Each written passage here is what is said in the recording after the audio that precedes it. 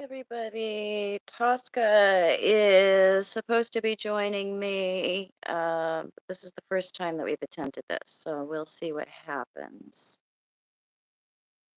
Tosca, if you can't get in, let me know. Try it again. Try the link again. I did see you, and I pressed something. Oh, there you are. Let's see what happens.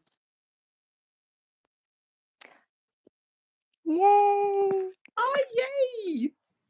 I can't hear you. Oh no. Hold on. My microphone is on. Still nothing. There's my microphone. Seems to Yay. always be the. I gotta get a different microphone. So I'll lean in here so I can be heard. Okay. Uh, But you so definitely hear where? Yeah, I can hear you okay myself. great. Hopefully everybody else can. Where are you located right now? Still London. Okay. Well, someday you'll return to the land of Well, chaos. Well, I guess it's the yeah. world of chaos right now, right? With Pluto in Aquarius. It's a global thing. Yeah, it is. It is. Well, speaking of chaos, too, we're going to talk about Pisces today because that is where we can have the most amount of chaos or the Yeah. most amount of clarity, depending on which side we err on, because there's always two sides to everything. So, with Venus coming into Pisces, Mars coming into Pisces, and then Venus being conjunct to Saturn and having these eclipses going on at the same time. It's just interesting how we have, the reverence of Pisces and what is spiritual and often what is elusive and what is unboundaried or sacrificial. All those themes coming into the potential for groundedness, coming to that conjunction with Saturn, which is that potential for groundedness, for Yeah. making something boundaried or committing, bringing some kind of, um, I want to say, uh, what is the word? Practicality to things, where things are tangible, they're available to us. Yeah. Tangible. I think that is a really good word. So, what are your thoughts about that? About how commitment and boundaries are not necessarily an enemy to the things of Pisces, how they can actually facilitate what we're Um looking for in Pisces. What do you think? Yeah, I think that it facilitates, well, because at the end of the day, okay, we are human beings, so we do need to live in a practical way, exist in a practical way, and that can be very difficult to do with just Pisces energy alone. I think with the addition of Saturn, that helps us navigate through, all of the good things of Pisces so that we can access them in real time and apply them in our real lives. I think it's important. It's helpful.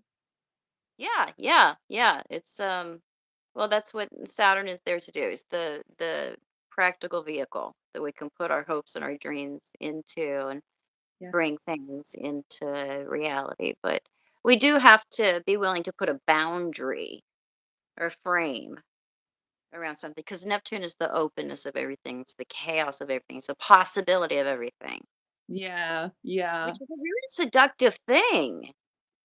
A taste of everything. Yeah.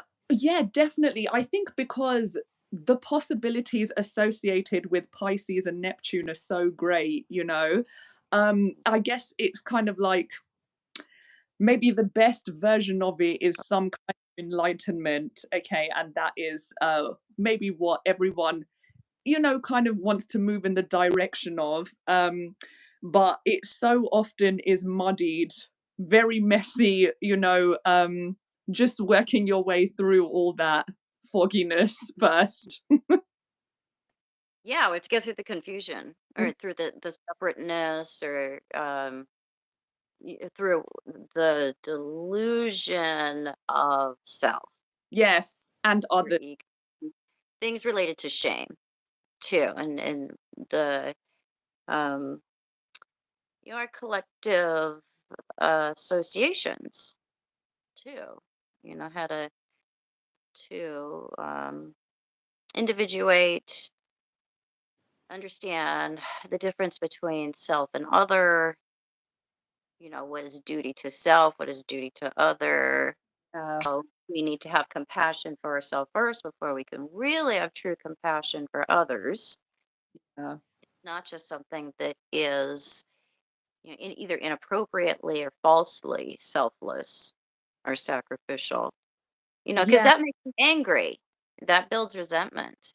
Yes, definitely. I think typically, funnily enough, I think most people tend to treat other people better than they treat themselves. But I think the thing with Pisces and Neptune is that, to really be good to other people, to treat other people well, you have to do those things for yourself, and then by extension, you will do to others. Yeah, because otherwise, yeah, this is the problem with Pisces and Neptune, is that can be very confused. That very real thing often gets lost in the mess of Pisces and Neptune. Right, right. They'll mistake selflessness, inappropriate selflessness, or martyrdom, or wasting time, or being stuck on something, or fantasy, or it being wanting something elusive. For Yeah. what is not transparent, or what is not readily available, we can mistake that for something it isn't, and Yes. attribute more to it than what it is, because oftentimes we're just not looking at the evidence. Right. Right. Oh, Yeah. That's the good thing about Saturn, because oh, because it we is the evidence. yeah. Yeah, it's dark. That's why you don't like him. Yeah, but my gosh, Saturn is very useful when it comes to the things of Pisces and Neptune, that's for sure. Yeah, it stops you going down the wrong road with the themes of Pisces and Neptune. Because yeah, I just think that in the quest to for maybe this unconditional love or enlightenment, or Hmm. whatever it is that you're looking for, um, you know, you kind of lose the point. You get further and further away from yourself, um, and the connection to yourself, which is actually the point. Because then it's just like it's emblematic of the connection towards everything, everyone and everything. So Hmm. Saturn is good. It will ground that a little bit. Bring a little bit of discernment into the equation. Yeah, and it can also bring a cutoff point as well. Mm, We can recommit ourselves to ourselves, or we can commit ourselves fully to something within reality, or to something, that makes things real.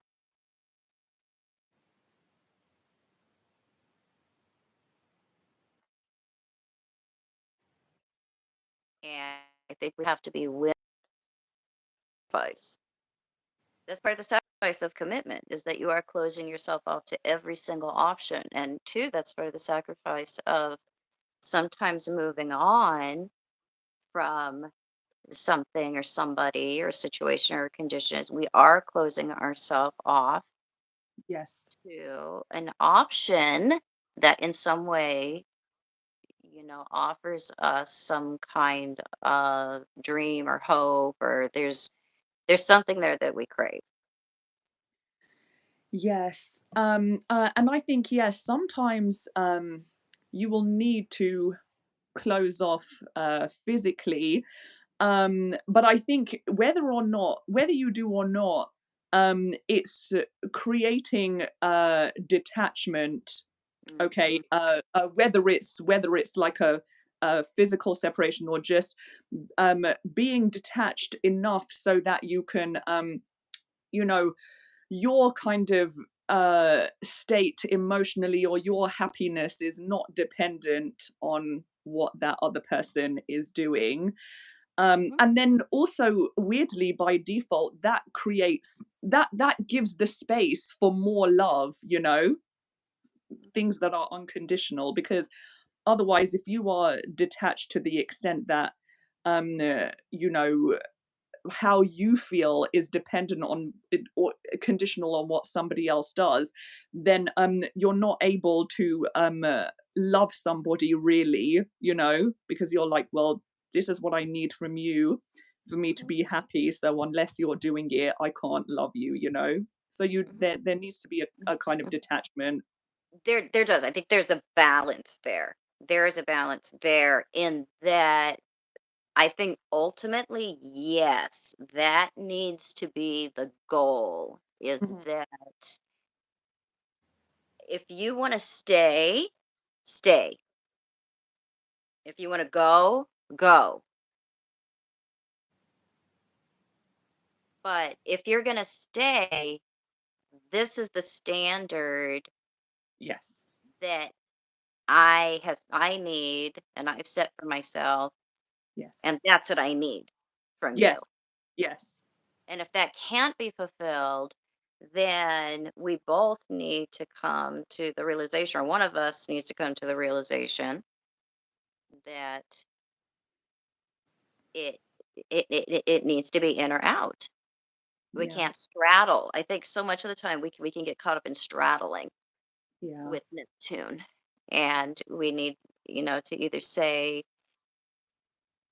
you're free to come and you're free to go, but if you're here, this is what I'm going to need, or else we're going to Yeah. say our goodbyes. Yes. Yeah, for sure, you know, and I think that is part of the confusion with Neptune and Pisces, is that, you know, there's almost like you feel like you have to stay with somebody and accept them no matter what, because that's the only way to love somebody correctly. And that's the problem. That really is the problem. Because like we were saying, that the first person that you have to really love and be connected to is yourself. Otherwise, like none of this is, you know.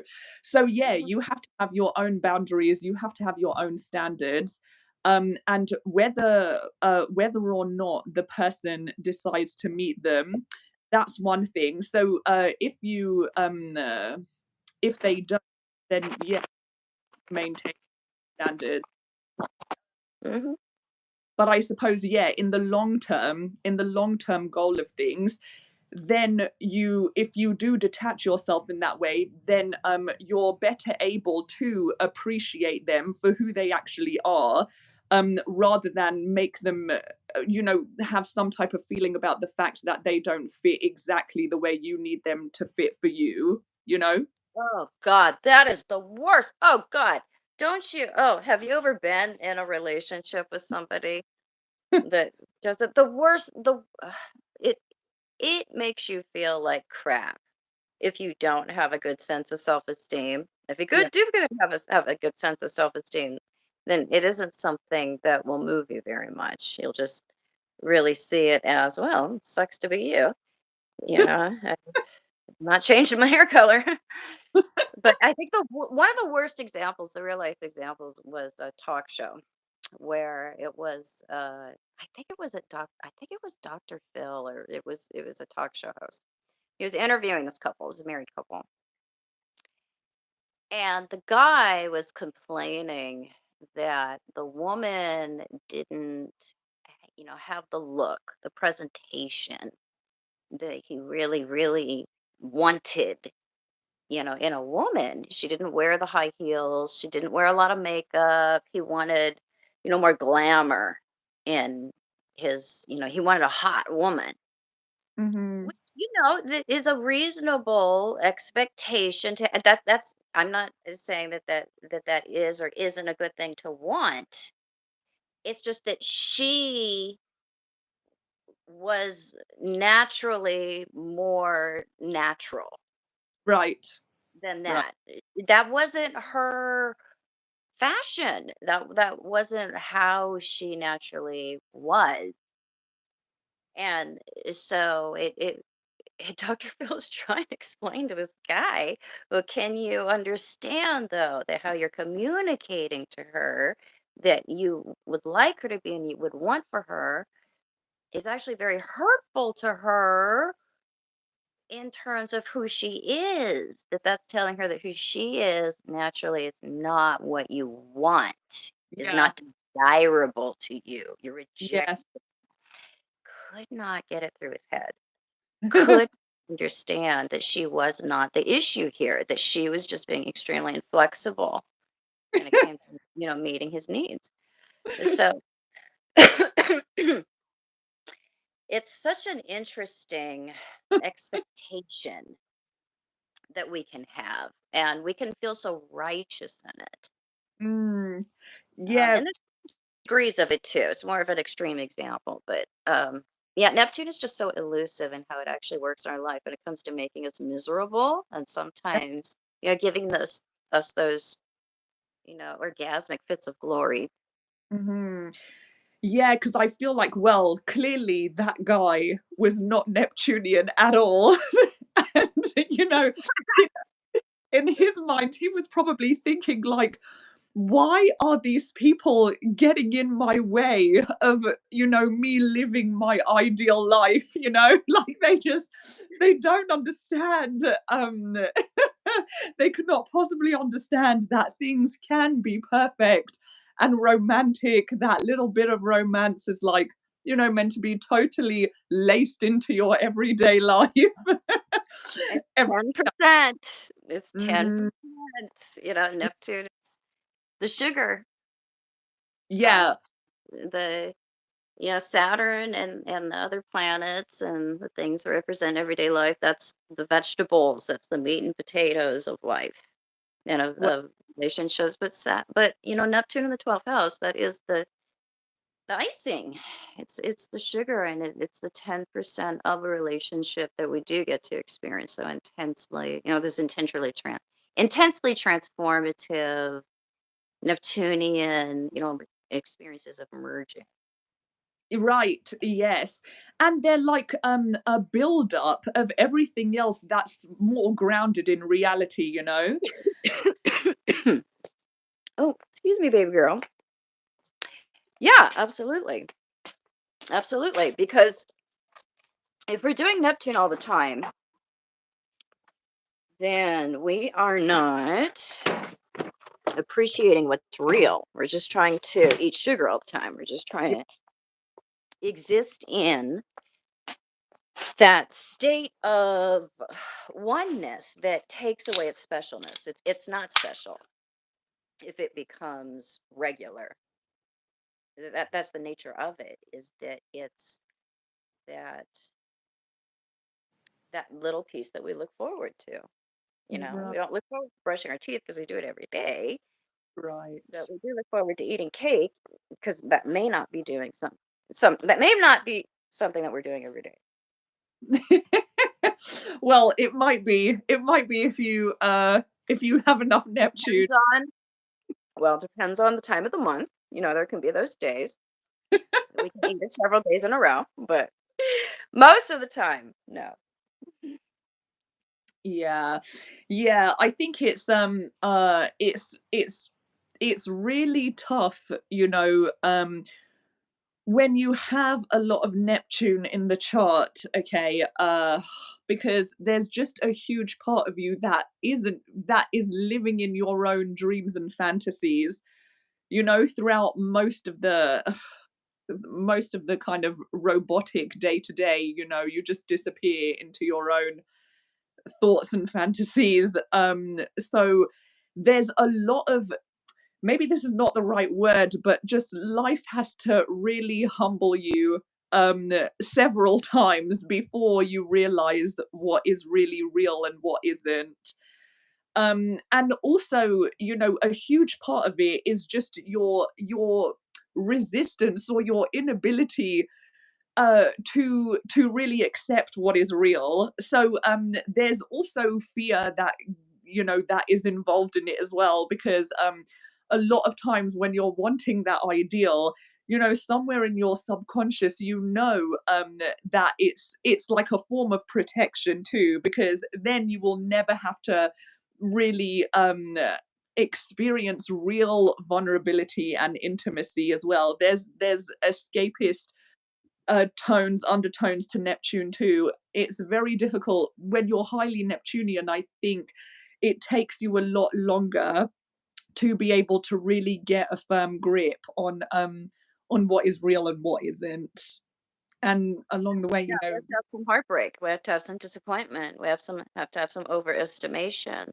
yeah, We're gonna miss the cues. We're gonna miss, you know, sometimes we're going to completely deny what people tell us. Like somebody might tell us, I'm not ready for a relationship. yeah, But we'll be like, you know what? If I keep sleeping with them and investing in them and loving them, they're gonna change their mind. No, they've told you where they, yeah, yeah. This is the and thing. we don't want to hear. We don't want to listen. Yeah, We yeah, don't accept it. I can bring the best out of you. I see the potential that is there between the two of us, and this can even happen between parent and child. yes, Sometimes it's so bad when this occurs between parent and child, when we have an ideal of our parents, or we have this Neptunian tie with our parents, and we can come to this realization that maybe they weren't who we thought they were. yeah, Maybe they weren't the savior that we thought they were. Maybe they were, instead of the good parent, maybe now they're older and we look back on it, maybe they were the manipulative parent. right, right. And it can be so difficult to adjust our view, to people that we're dealing with in real time, or to people that we've had a relationship to in the past. Once we gain that clarity Yeah. you can get, when you can finally allow yourself to know the painful truth. Well, I think even then, when that happens, when you experience these major disappointments from people who you're close to and you love, it can really send you into a loop of even further confusion, because then you're just like, my god, I thought something was one way and it wasn't. I don't know you. I thought I knew you. I don't know you at all. I don't know myself. I thought I had this. It sends you even further down this rabbit hole of unknowingness. So it really messes you up, but like you always say, you hopefully reach clarity in the end, but you have to be really sent down a spiral of massive questioning and disappointment before Mhm. you before you really start to see some clarity. And I think this is really, there's a comment here. Vanessa said, I have Pisces moon and my Venus is opposite Neptune. I didn't get any self awareness until I had my daughter and responsibility kicked in. That's really interesting. Saturn. Yes, I was just going to say that Saturn, that is how helpful Saturn can be, especially when with people who are more up in the clouds.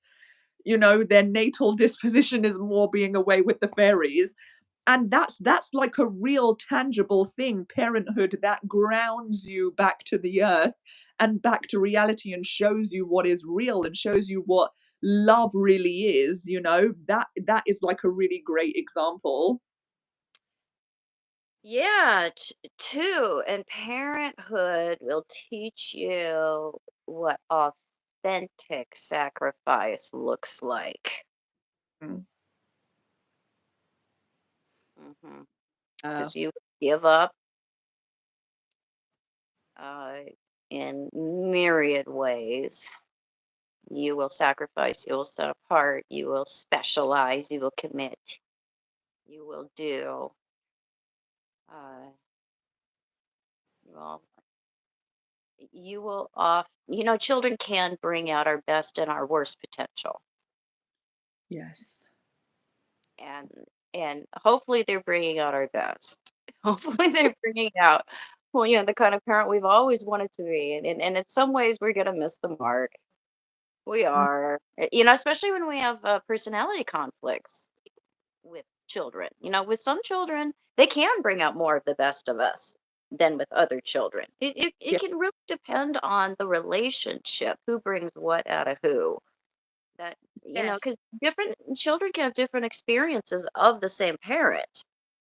Absolutely. Yeah, And absolutely. they could be treated differently, starkly differently too, by the same parent. So there's so many things involved in our experience, with people. But I think the bottom line with Neptune is that the more we're willing to love the reality of somebody and to take into account what they're really doing and who they really are, and what their real needs are, and what is the real dynamic between the two of us, I think Mhm. that makes it possible to commit to that particular relationship in a way that makes sense to what's going on there, to to what is occurring right there. Because oftentimes we'll if we have a lot of Neptune, we're in our chart, we're going to commit to something that doesn't have the legs, or the the I guess the framework. It doesn't have it's not, it's not there. It's like it's something that's not even existent. We'll commit Yeah, to a potential. yeah, And I think that that's where we're really truly wasting our time, yeah. is when we aren't committed to the truth. We aren't committed Yeah, to reality. that's the thing. I think that is the word is truth. Um, knowing what is true and what is not. And oftentimes with Neptune, you are committing to something that is not true until you get the clarity. But that's what's so important and crucial about Saturn, is because Saturn will make you realize what is true. It's a Yeah, hard. it'll drop you on the cement. Mm, mm. But the thing Well, is, sometimes you have to be on the cement if you're going to be a human being, and live this existence. You have to be tied to reality, the earth somehow. Pisces, while there are many good things about Pisces and there are many wonderful potentials, once you can ground the energy, and that takes a lot of practice, a lot of real time and practice. yeah, yeah. First loving the truth. I think being committed to that is Yeah. is is the thing first, and then that allows the best to shine through, because Yes. we aren't in a place of excusing or denial or looking past Right. knowledge. Is really just based on us trying to keep some kind of alignment with our own fantasies. It's about us, and that is why there's a certain amount of detachment that is necessary, because to really love, you have to appreciate something for what it is, not what it is doing for you, just what it is on its own. So you do have to, it's very difficult, it's very, very difficult with Neptune to have that detachment, at least at first, because you're just like, no, we're one, we're the same, there's no where I begin and you end, there's no it's all kind of that type of thinking. But yeah, this is all kind of like you projecting your own fantasies, delusions, what it is, and you can't really know the truth of something and therefore love something because you're not seeing it for what it is, and you have to have that appreciation separate from your own projection. Mhm. Mhm. Yeah, absolutely. Absolutely. Or else we're just living what we want to see and excusing what actually is. We're denying the truth of somebody, Yes. Yeah. something. You're Yeah. not accepting somebody in their wholeness. So, but there is a way to, hold the truth and the facts with the potential. We don't have to give up the potential. We don't have to give up the part of us that allows us to forgive somebody Yeah. or to give them space or to to um allow growth, because Neptune is where we can sometimes excuse things. Sometimes that's appropriate, Yes. Yes. sometimes it's not, Yes. but we get it wrong. We apply it way too much across the board, where we're just excusing so much that it becomes something that is actually unhealthy. Yeah. But we To can have enough of the idealism where we can, hold that, because think about how you love your children. We will excuse a lot. That doesn't mean you let them get away with murder, but you don't hold. I mean, think, gosh, the way a toddler will insult you. They don't mean to. They don't mean to. Yeah. It's just they point out everything. Everything. I mean, my son, throughout the entire day, it would just be a stream of consciousness observations about, Mommy, what are those spots on the back of your legs? Are they dimples? That's called cellulite, sweetie. Mommy, what are those things when you smile? You make those shapes. Those are crow's feet, baby. Mommy, why, why, why when you're working, does it look like your face is raining? Because I'm a face sweater, honey. Mommy, it's just constantly throughout the day reminding me of every flaw that I have.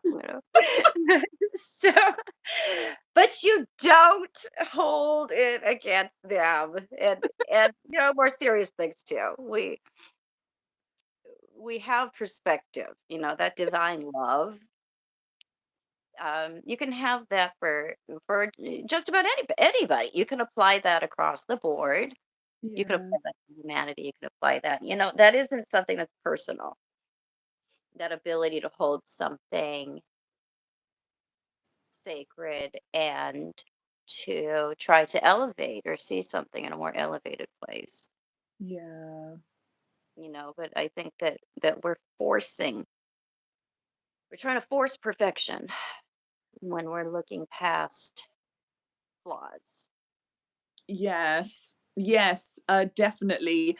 Definitely. And I think that's so true. It's a really good point because we are all human at the end of the day. So we will experience different kinds of emotions in our interactions with people. And sometimes I think that there's like an element of I don't know if it's shame or you know self criticism or something where we feel like, okay, if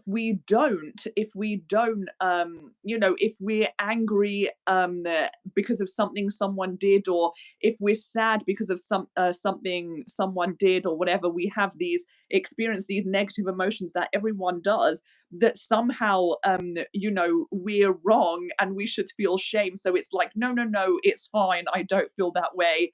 There's nothing wrong with this person, and I should just continue to, down this train of forgiveness no matter what happens. Like, kind of like it's connected in some way to self abandonment as well. When at the end of the day, it goes back to truth, just really recognizing the truth and being in the truth and being okay with that. Yeah, even if it's heartbreaking. Yeah. Sometimes it can be because it's so far from what you wanted, Yeah. so far from what you know could be. It's so far from what you know could develop, or could exist in reality if these factors came together. If somebody chose this, or if this kind of alchemy or chemistry happened, then this could happen. Mm. And and I think, there are some situations that are worth waiting for, but you have to use your discernment. Yeah. There's some situations that are worth sacrificing for because, yeah, good things could happen. But I think we have to look at it in terms of what are you losing? What are you sacrificing? What is it? What is the motivation? Um, and so much of the time we need to let people go, and we need to let them be themselves. Yeah. Yeah. Yes, you absolutely, well, I couldn't agree more. I couldn't agree more. Yeah. You have to allow people to be themselves. You can't, there's no other way. There really is no other way. And I think that is actually a huge part of loving someone, a huge part, because I think you have to also ex you know you have to accept a person's fragility, you know like all parts of the person, all aspects of a person, like you said, the person as a whole. And sometimes we have to accept a failure. We have to accept that what we're wishing for, what we want for somebody, and we can often deal with this when we're dealing with somebody that has a problem with addiction. You know, Mm, and we help, we help, we help, we sacrifice, we give, we give, we give, we give, because we remember who they were. We know what they could be. We want the best for them, and we don't want to see them fail. yeah. And we can, beat that dead horse with relationships too. That, this used to be wonderful. Or, we had these good days, or these good weeks, or these good months, or these good years, and Yeah. we want to bring that back. And this is what I know it could be, but yet this is where we are now. Mm, So mm, we really need to judge, uh, where we are in relationships, where we are in situations and conditions, based on the present moment and based on the reality at hand. yeah. And Yeah. that will often make it clear what we should do in that moment. If you look at, given the present moment and what's going on right now, what is the best course of action? Yeah, that's a really good point. That's a really good point. That's actually an excellent point, because I think a lot of times when you are living in, those memories, and thinking about the potential and knowing what a person could be, I think that, paired with the Pisces and Neptunian disposition already to be very forgiving and move past. I think that you're possibly depriving that person of their own growth too. And I think that when you love someone, you do need to help facilitate a person's growth. I think that's very important. And that's an area where Neptune can really let a person down both ways. You're letting yourself down and the other person as well, because that's not beneficial for someone at all.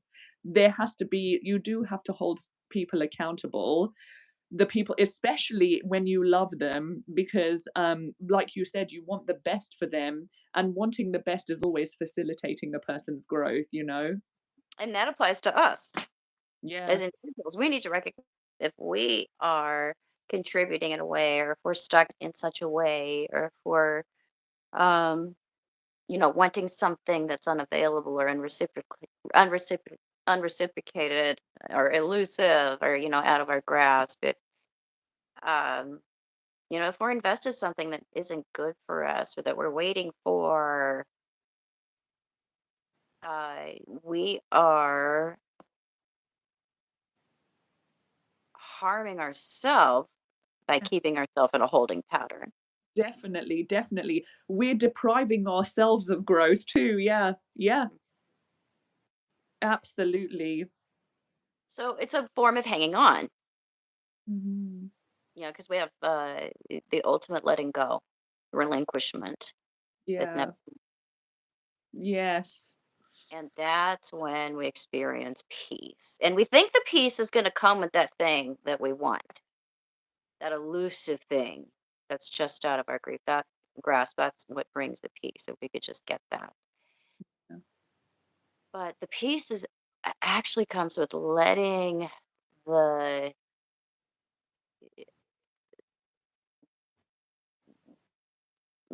that go, letting the grasp on that thing go. Because that, if something is meant for us, it will happen, or it won't happen. We don't have to want it. We don't have to be caught in yearning. Yes. We don't even have to think about it. We don't. It doesn't have to be a wait. It will happen or it won't happen. Mm. So, yearning so much of the time is this nursing of this investment in something that we hope will come true. Painful yearning, or hoping that somebody will change, or will get something, or um, something will come to us, or will, manifest a certain relationship. And it's that hope and that yearning that just really keeps us trapped, and really keeps us Yeah. in of wanting. And I see so many clients that are struggling with this. This is a common issue for people to have attachments or attractions to people, or even relationships with children or parents, where we're holding on because we're hopeful, Yeah.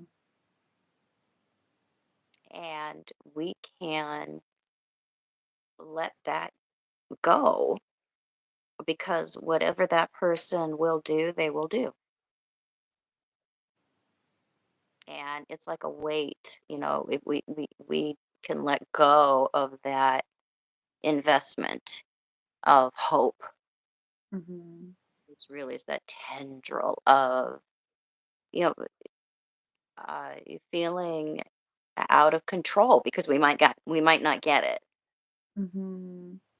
if we let go of that little string of control of hope. So it's just Yeah. interesting. I think that is probably something that we can all relate to at some point in our lives, you know, especially, well, certainly the more Neptunian you are anyway. Yeah, it's kind of like, it's weird because you are putting everything you're just projecting everything externally, okay, and then kind of waiting for this thing to manifest, this thing, like you said, all of this yearning, this time, this investment, everything you've put on this external thing. But the whole point is it's here. This is what we're all avoiding is going in here, so whenever we see anything on the outside that we're just potentially like, okay, this is what is gonna fulfill me, this is the answer, this is gonna make me feel, loved, fulfilled, whatever it is, whatever the yearning is, but and this is why Neptune is so synonymous, I guess, with escapism too, because you're escaping your own work, doing your own work. Everything is coming from yourself. And I think that's the most that's the most terrifying thing potentially for somebody that is Neptunian, you know, um, Mhm. is to, yeah, go inward. Everything is projected outwards. Yeah, yeah. Um, I think we often don't know where to start Mm. when we look for the root of something, you know. Well, Go Well, ahead. no, I think, yeah, I think the problem when you're highly Neptunian is because you're lost because you don't know, yeah, you don't know the root of it. And this is the thing that we've even discussed in class, that it's very difficult to even know really who you are, to know your truth, to even have a root, a base to go to. It's all a part of it. That's why the projection is so heavy, and also why other people project so heavily onto people that are highly Neptunian too. It's a two-way street, you know Yeah, yeah. yeah. Yeah, it's allowed to happen. Um, like that, yeah, a screen. Yeah, that absorbs a lot of projections because you're more chameleon-like. Yeah. The less grounded you are, and the less you understand yourself, and the wider the gap between what you think you are and what you actually do. So Absolutely. it's yeah, Neptune is the greatest light bulbs, that can possibly come on and illuminate the dark places. Yeah. Because the 12th house is a dark place. It's the underneath, the deepest part of the ocean, the deepest part of the unconscious. So Typical. lots to say about Neptune. No, I am not a Neptune hater. Tosca's not a Neptune hater either, because Neptune does have, that sliver of good stuff.